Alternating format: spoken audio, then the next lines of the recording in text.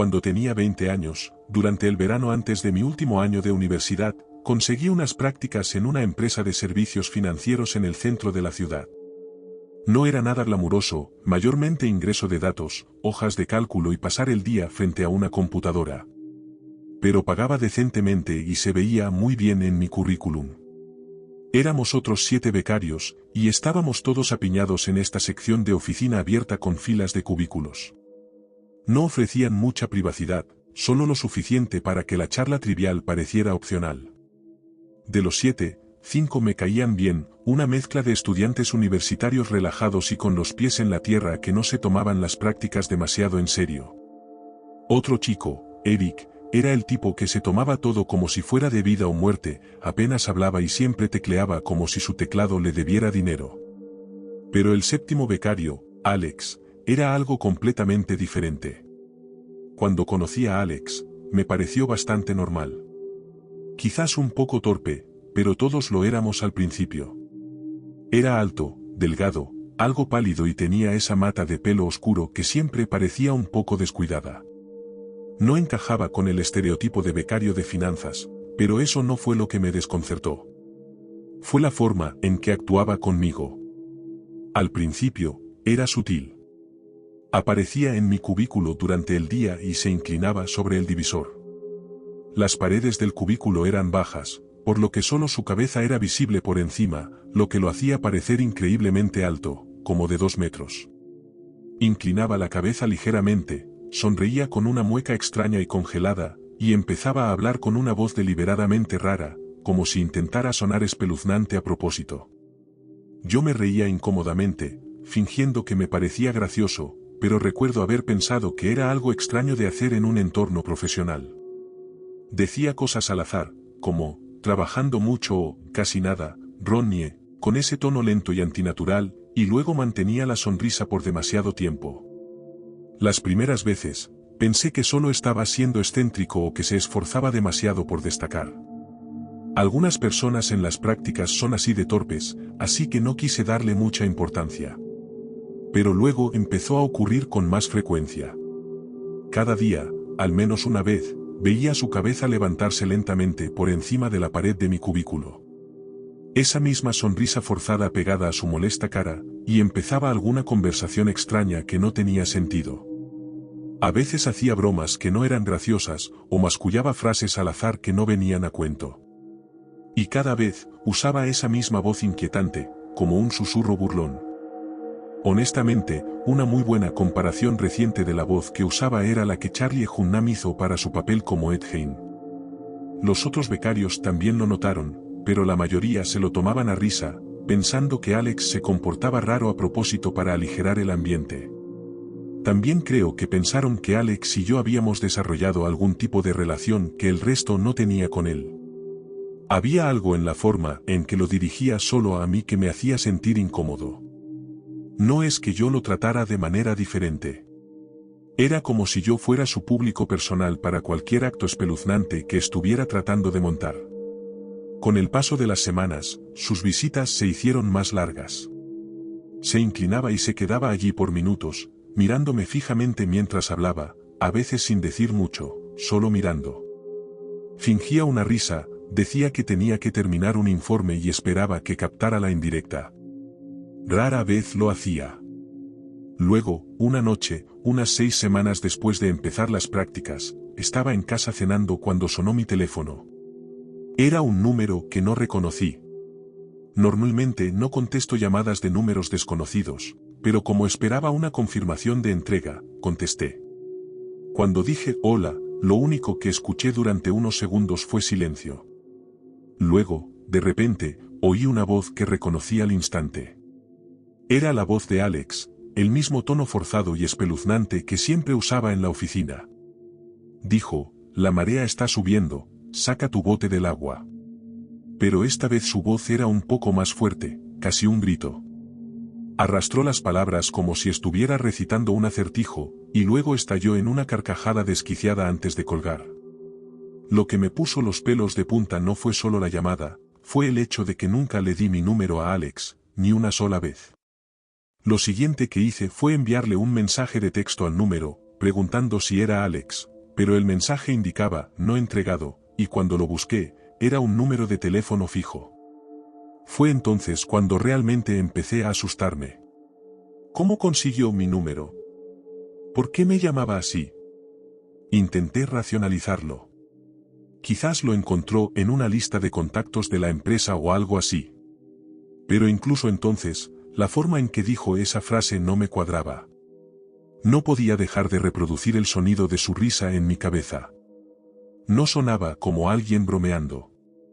Sonaba como si estuviera atormentándome hasta el punto de intentar asustarme de verdad. Esto ya no era solo un comportamiento tonto. Ese lunes, cuando llegué a la oficina, Alex no estaba. Su escritorio estaba vacío y no lo vi en toda la mañana. Fui a hablar con nuestro supervisor, un tipo llamado Martín, y le pregunté si Alex podría haber obtenido mi número a través de la empresa. Martín estaba muy confundido, diciendo que los becarios no tenían acceso a información de empleados como esa. Además, habían despedido a Alex al final de la semana anterior porque no estaba haciendo ningún trabajo y había ignorado múltiples advertencias. Fue entonces cuando le conté lo de la llamada. Parecía sorprendido, y algunos de los otros becarios escucharon. Un par de ellos comenzaron a asentir y a decir que siempre pensaron que Alex era espeluznante, que también los había hecho sentir incómodos. Les conté sobre las extrañas visitas al cubículo, la voz, todo. Martín dijo que no me preocupara, que Alex se había ido para siempre y no tenía razón para volver, así que eso fue un pequeño consuelo. Durante la siguiente semana más o menos, seguí esperando que algo más sucediera. Un mensaje, un encuentro aleatorio, algo, pero nada llegó. La vida en la oficina volvió a la normalidad. Pensé que quizás ese era realmente el final, hasta una madrugada.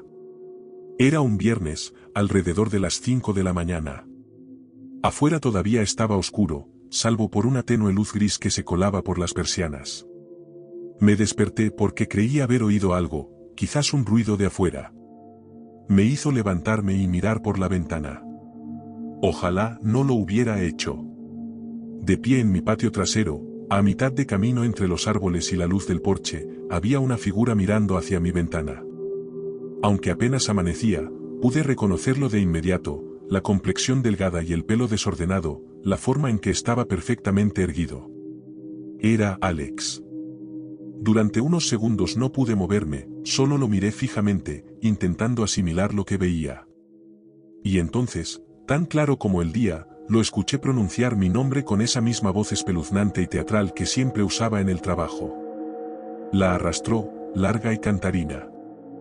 Agarré mi teléfono, a punto de llamar al 911, cuando lo vi inclinar la cabeza hacia atrás y empezar a reír. Esa misma risa fuerte e histérica, como la que hizo por teléfono antes de colgar. No sonaba bien. Sonaba como alguien completamente desconectado de la realidad. Grité por la ventana, diciéndole que llamaría a la policía y que se largara de mi propiedad. También agité mi teléfono por la ventana. Él simplemente se quedó allí un segundo más, luego se giró y empezó a alejarse, todavía riendo mientras desaparecía entre los árboles detrás de mi casa. Llamé a la policía, y en resumen, la operadora me preguntó si todavía estaba allí. Cuando dije que no, me dijo que volviera a llamar si regresaba o amenazaba con entrar a la fuerza. Nunca más lo volví a ver. Ni en el trabajo, ni por la ciudad, en ninguna parte. La policía no pudo hacer mucho ya que técnicamente no había entrado a la fuerza ni había hecho una amenaza directa. Fue una de esas situaciones en las que simplemente tienes que vivir con la inquietud, esperando que haya terminado. El resto del verano transcurrió sin incidentes. Terminé las prácticas, y el último día, mi jefe me apartó para ofrecerme un puesto permanente para después de graduarme. En ese momento, acepté, aunque una pequeña parte de mí se sentía intranquila con la idea de volver a esa oficina alguna vez. Nunca les conté lo que había sucedido esa mañana. No le vi el sentido. Alex se había ido, y nadie sabía siquiera dónde había terminado. Con el tiempo, me convencí de que debía estar lidiando con algún tipo de enfermedad mental o trastorno social. Algo que lo hacía actuar de esa manera. Es la única forma en que puedo entender cómo pasó de ser un becario callado y torpe a estar parado en mi patio trasero a las 5 de la mañana riendo como un lunático. Han pasado algunos años, y lo he superado. No terminé en esa empresa. Conseguí un trabajo diferente después de graduarme. Ya no pienso en esto con tanta frecuencia, pero a veces la imagen de él en mi patio trasero todavía me produce escalofríos. Todavía me pregunto cómo consiguió mi número, cómo encontró mi dirección y qué quería esa mañana. Supongo que hoy en día no es tan difícil conseguir la información de la gente en línea. Todo lo que sé es que, durante unos meses de mi vida, trabajé junto a alguien que no era simplemente extraño, tenía algo mucho más profundo. Y no importa cuántos años pasen, nunca olvidaré el sonido de su risa en la oscuridad, como si todo fuera una gran broma que solo él entendía.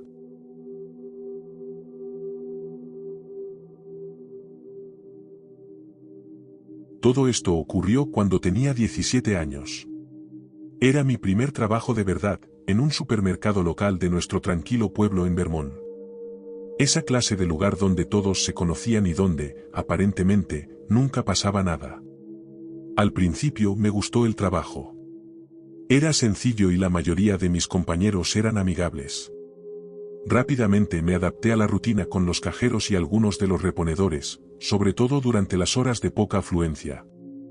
En esos momentos, nos juntábamos todos cerca de la entrada, charlando sobre cosas triviales, que veíamos en televisión, burlándonos de los empleados mayores y más excéntricos, o quejándonos de los clientes.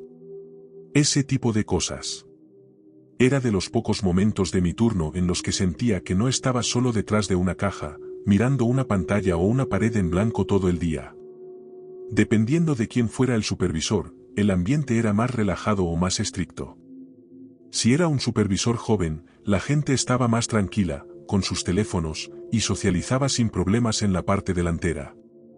Había un compañero al que no conocía bien al principio, un chico llamado Sean. Tenía 24 años, un poco torpe, de esa clase de personas que parecían no saber interpretar bien las señales sociales. Tenía el pelo largo, pero en esa fase incómoda intermedia, como si lo estuviera dejando crecer sin que le llegara aún a los hombros. Trabajaba en la sección de lácteos, así que no interactuábamos mucho. Era bastante callado y educado, y sinceramente, no le daba mucha importancia. La mayoría de la gente simplemente asentía con la cabeza al pasar junto a él, y él hacía lo mismo. Eventualmente, me añadieron a un grupo de chat de compañeros y él estaba en él. No le di importancia. Era solo para cosas del trabajo y chistes tontos, y al parecer, la mayoría de los empleados más jóvenes estaban allí. Pero entonces, Sean empezó a mandarme mensajes directamente. Al principio, eran inofensivos. Me preguntaba sobre mis turnos, si cubriría ciertos días, ese tipo de cosas. Sin embargo, en las semanas siguientes, quedó claro que intentaba acercarse. Empezó a hacer preguntas sobre mi vida personal, como qué música me gustaba, qué hacía después del trabajo, incluso detalles pequeños como qué hice el fin de semana. De nuevo, al principio no le di mucha importancia. La gente charla, ¿no? Pero el tono no era el adecuado. A veces me decía, linda, de maneras que me incomodaban. Otras veces hacía bromas con un ligero coqueteo. Traté de ignorarlo, pensando que quizás no sabía cómo comportarse con chicas de mi edad. Y esa era otra cosa, yo solo tenía 17 años, él era bastante mayor que yo, y no creo que nadie más supiera que estaba coqueteando conmigo de esa forma. No pasó mucho tiempo antes de que su comportamiento empezara a ser molesto. Comentaba cosas que publicaba en línea, y a veces los mensajes llegaban a altas horas de la noche. No eran amenazantes, en realidad no, pero había una persistencia en el que me inquietaba. No sabía cómo pedirle que se alejara sin crear una situación incómoda en el trabajo, así que en su mayoría lo ignoré. Dicen que no hay que buscar problemas donde uno trabaja. Un día, estaba en casa viendo Stranger Things, mi serie favorita hasta el día de hoy. Me estaba poniendo al día con la última temporada, viendo episodios sin parar en mi habitación, completamente absorta en la trama. Y entonces, un par de días después en el trabajo, todos estábamos reunidos en la parte delantera de la tienda, charlando sobre series de televisión. Yo estaba conversando con algunas de las cajeras sobre una serie cualquiera, cuando Sean de repente me preguntó, ¿te gusta Stranger Things, verdad? Me quedé helada.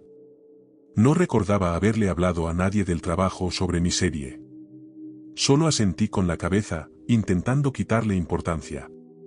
Pero me dejó una sensación fría en el estómago. ¿Cómo lo sabía? No dije nada. Nos miramos a los ojos por un momento. Él solo sonrió torpemente y finalmente regresó a la sección de lácteos como si nada hubiera pasado. Pero no podía quitarme la sensación de que me estaba observando más de lo que había imaginado. No fue hasta unas noches después que el miedo realmente comenzó. Estaba acostada en la cama, intentando conciliar el sueño tras un largo día de trabajo. La casa estaba en silencio, y entonces oí un suave rasguño contra la ventana de mi habitación. Al principio, pensé que era el viento o quizás una rama rozando el cristal, pero luego lo oí de nuevo, un sonido distinto de alguien golpeando suavemente la ventana, lo justo para ser inquietante. Me levanté y me asomé por las persianas, esperando a medias ver a Sean allí fuera, pero no había nada. Intenté convencerme de que el sonido no era nada alarmante, pero el recuerdo de la pregunta de Sean en el trabajo, sobre Stranger Things, una serie de la que no le había hablado a nadie, no dejaba de rondar por mi cabeza. Un par de días después, me envió otro mensaje. Esta vez, no lo ignoré. Le dije clara y firmemente que no estaba interesada. Fue entonces cuando las cosas escalaron. Casi de inmediato, respondió, ok, buena suerte cambiando tu dirección. No podía creerlo. Con un solo mensaje descabellado, que claramente envió antes de pensar en las repercusiones, confirmó todas mis sospechas. Guardé los mensajes y tomé capturas de pantalla. Fui directamente a mi gerente y le expliqué todo. Él se quedó en shock. Me dijo que no me preocupara, que ellos se encargarían. También fui con mi padre a la comisaría local para presentar una denuncia, mostrándoles los mensajes y explicando el incidente de la ventana, diciendo que sospechaba que Sean podría estar acechándome. Al día siguiente, en el trabajo, nuestro jefe llamó a Sean. Él no regresó. Resultó que lo despidieron en el acto, y la policía comenzó los trámites para una orden de alejamiento. Pensé que quizás eso sería el final, pero rápidamente me di cuenta de que nada se sentía realmente terminado. Incluso con la orden de alejamiento en vigor, si él era realmente un desequilibrado, ¿qué podría hacer un pedazo de papel para impedirle volver a la casa y hacer alguna locura? Revisaba los cerrojos obsesivamente, me negaba a contestar llamadas o mensajes de números desconocidos y evitaba hablar de mis rutinas con cualquiera que no fuera de mi familia. Las semanas pasaron así. Me despertaba por la noche, convencida de que había oído algo afuera. Tenía que recordarme constantemente que la orden de alejamiento era legalmente vinculante, que él no podía acercarse a mí, pero el miedo era real. Finalmente, a medida que las semanas se convirtieron en meses, la paranoia comenzó a desvanecerse. No hubo incidentes, ni intentos de contacto, ni apariciones repentinas. La orden de alejamiento parecía surtir efecto, y la vida volvió lentamente a la normalidad. Me sentí más cómoda saliendo sola, dejé de revisar mi ventana obsesivamente antes de acostarme, y finalmente, dejé de pensar en Sean por completo. Sin embargo, tardé mucho tiempo en sentirme completamente segura de nuevo. Incluso después de seguir adelante, la experiencia dejó una marca. Estaba hiperconsciente de mi entorno, cautelosa con la gente nueva que conocía, especialmente en situaciones donde me sentía aislada. Aprendí a confiar en mis instintos y a tomar en serio cualquier comportamiento incómodo, por pequeño que pareciera al principio. Mirando hacia atrás, lo que más me asusta no es que Sean realmente pudiera haberme hecho daño, sino la rapidez con la que alguien que parece normal, incluso torpe o inofensivo, puede convertirse en una fuente de miedo. Puede empezar con interacciones pequeñas y aparentemente inocentes, mensajes, preguntas, pequeños comentarios, y escalar hasta algo mucho más serio. Ahora, años después, lo he superado. Trabajo en otra ciudad, vivo en un nuevo apartamento y ya no pienso en ese supermercado. Ya no hablo con ninguno de mis antiguos compañeros de ese trabajo. Pero el recuerdo de esas noches, acostada en la cama, convencida de que había alguien fuera de mi ventana, no es algo que desaparezca por completo. Es un recordatorio de lo rápido que la vida puede sentirse insegura, incluso en un pueblo pequeño y tranquilo donde aparentemente nunca pasa nada. Y aunque Sean nunca estuvo cerca de hacerme daño físico, el impacto psicológico fue suficiente para hacerme cuestionar cuán segura estuve realmente. Así que, si alguna vez estás en el trabajo y notas que un compañero cruza una línea, incluso sutilmente, tómalo en serio. No lo desestimes como torpeza o un coqueteo inofensivo. Podría parecer exagerado al principio, pero podría librarte de meses de miedo, o algo peor.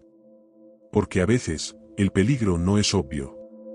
Pero, finalmente, seguí adelante, y ahora, años después, puedo mirar atrás y decir que sobreviví, y eso es suficiente.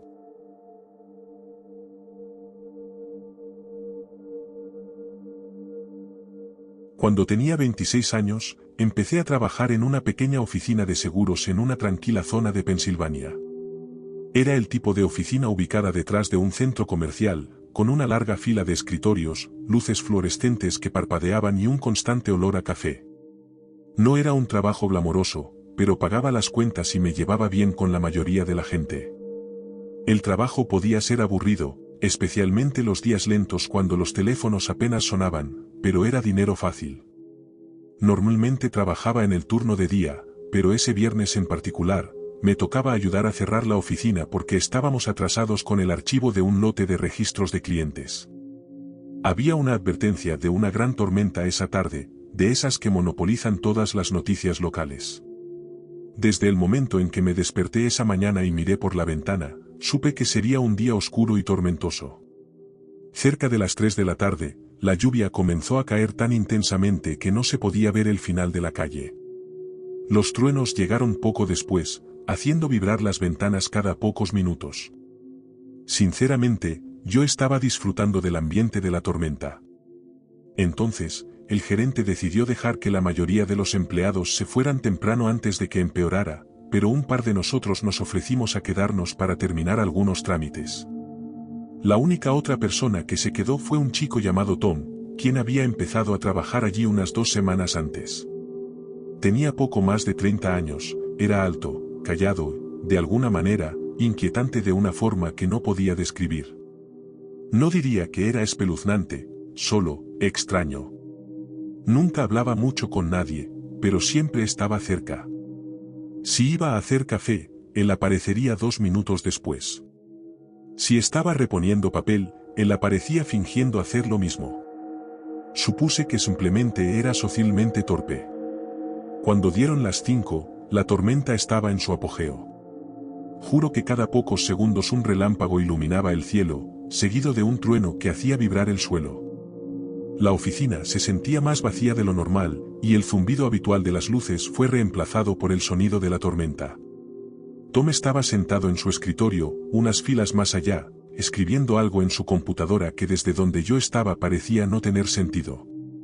Cada vez que levantaba la vista, podía verlo echando un vistazo en mi dirección. Al principio, intenté concentrarme en mi trabajo, pero después de 1 hora, me di cuenta de que no lo había visto levantarse ni una sola vez. Alrededor de las 6:30, la electricidad comenzó a parpadear. Ambos soltamos la misma risa nerviosa cuando las luces se atenuaron, pero él no dijo nada. El siguiente parpadeo duró más, y cuando la electricidad se cortó por completo, la oficina quedó en silencio, salvo por la lluvia. Las luces de emergencia se encendieron, dejando todo bañado en un tenue resplandor anaranjado. Dije algo sobre que quizás era un buen momento para irse, pero Tom no respondió. Escuché el tintineo de unas llaves, y luego el sonido de la puerta principal cerrándose con llave. Murmuró algo sobre que no era seguro salir en ese momento. Pensé que quizás solo estaba tratando de ser útil, pero algo en la forma en que lo dijo me dio escalofríos. Fui a buscar mi bolso y mi chaqueta, pensando en esperar unos minutos antes de volver a casa. El corte de energía hizo que todo el edificio se sintiera más pequeño. Las luces de emergencia apenas iluminaban los pasillos, y la tormenta afuera era ensordecedora. Cuando volví hacia el frente, Tom estaba de pie cerca de la puerta, simplemente mirando el oscuro estacionamiento. La lluvia caía tan intensamente que no se podía ver nada más allá del cristal. Le dije que iba a hacer una llamada rápida a mi novio para avisarle que llegaría pronto a casa. No dijo nada de nuevo. Se quedó allí, mirando por la ventana. Caminé hacia la sala de descanso, pero cuando intenté usar mi teléfono, no había señal. Supuse que la tormenta debía haber derribado la antena. Intenté con el teléfono fijo, pero la línea también estaba muerta. Me di la vuelta para volver a la oficina principal, y casi doy un salto cuando vi a Tom parado en el umbral de la puerta. Ni siquiera lo había oído acercarse. Sostenía una pequeña linterna bajo su barbilla, proyectando sombras sobre su rostro. Tenía una media sonrisa, como si le pareciera divertido. Forcé una risa nerviosa y le dije que me había asustado. Entonces le pregunté de nuevo sobre abrir la puerta para poder irme, pero él dijo algo sobre que aún no era seguro, y que era mejor esperar a que pasara lo peor de la tormenta. Dije, de acuerdo, pero por dentro empezaba a sentirme nerviosa. Él seguía observándome. Decidí ir a mi cubículo para recoger mis cosas, fingiendo estar tranquila. Quería esperar un momento de calma en la tormenta y luego irme. Cuando levanté la vista unos minutos después, Tom ya no estaba. Supuse que quizás había ido al baño. Aproveché la oportunidad para ir a la puerta trasera en lugar de la principal. Sabía que esa puerta llevaba a un pequeño estacionamiento detrás del edificio donde estaba mi auto. Cuando llegué, me di cuenta de que la manija no se movía. La puerta estaba encadenada desde adentro, como si alguien hubiera puesto una cadena y un candado alrededor. Nunca habíamos hecho eso antes. Me di la vuelta y vi el tenue resplandor de la linterna que venía por el pasillo. Me metí en el cuarto de suministros junto a la sala de descanso y cerré la puerta suavemente, tratando de controlar mi respiración. Pude escuchar a Tom caminando lentamente por el pasillo, y luego lo oí llamarme por mi nombre. Sonaba como si estuviera intentando sonar reconfortante. Dijo que solo quería asegurarse de que estuviera a salvo.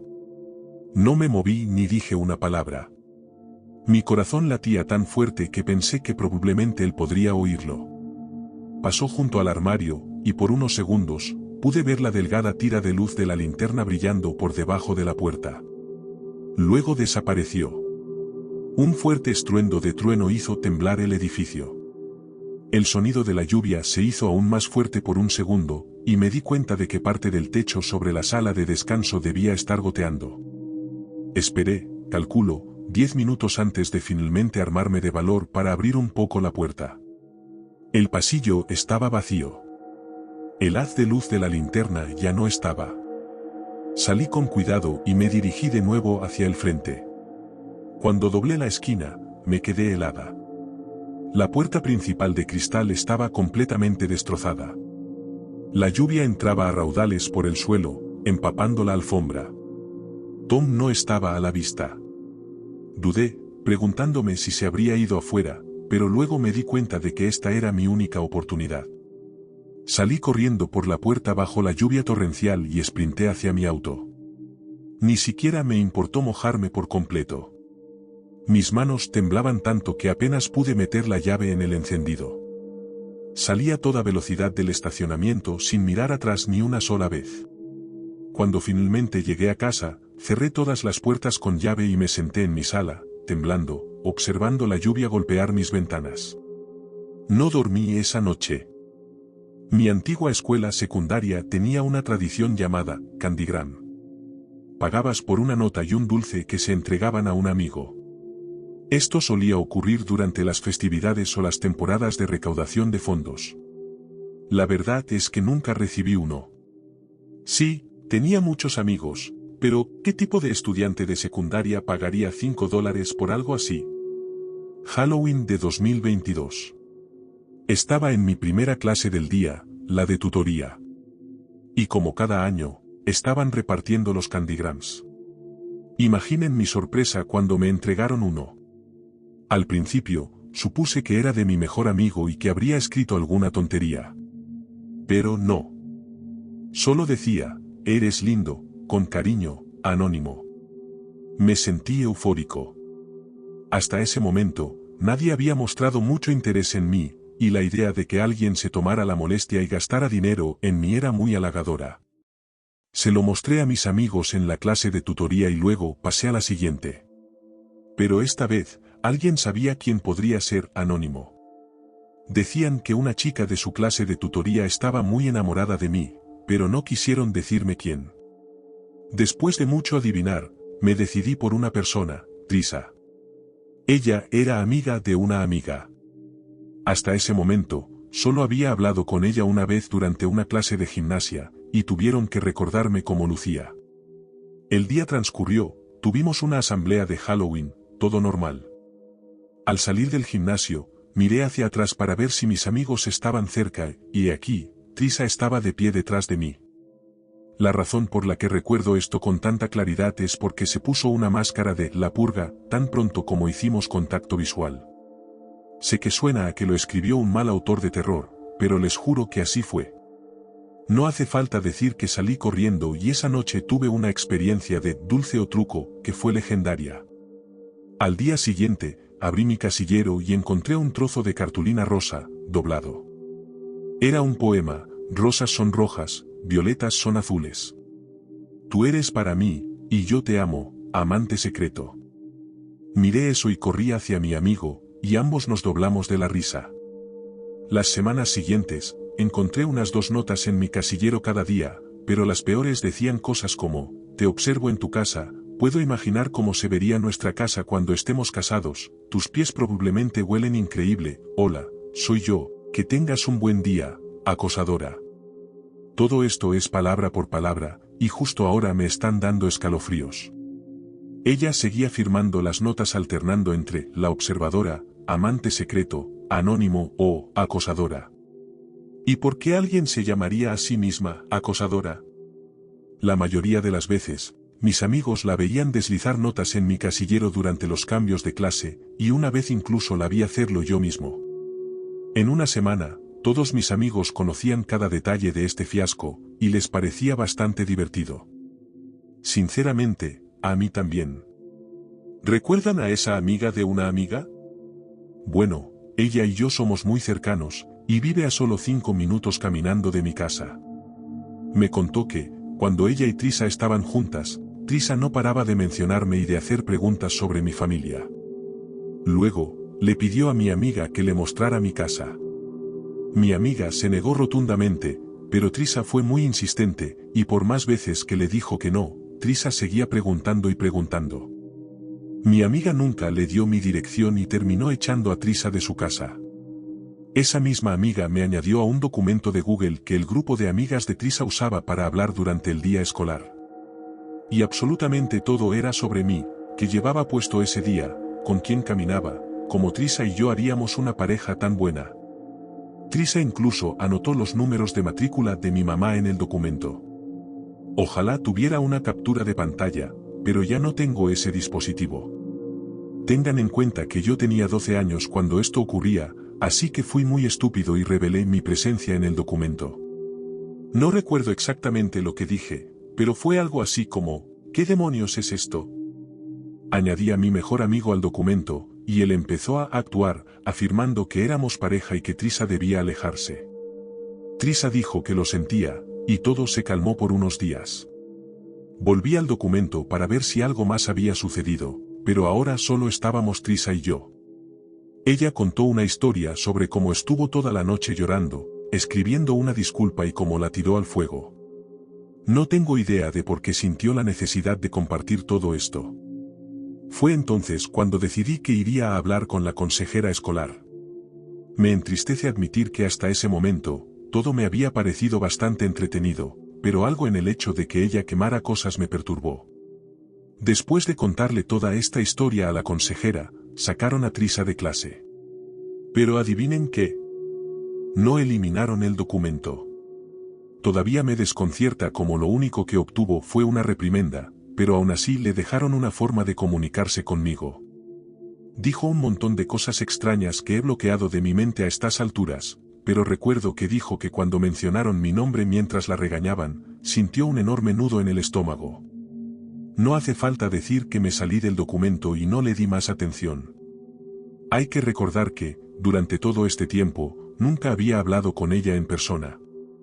Ella continuó mirándome fijamente durante el almuerzo el resto del año y le hacía preguntas extrañas a la gente sobre mí.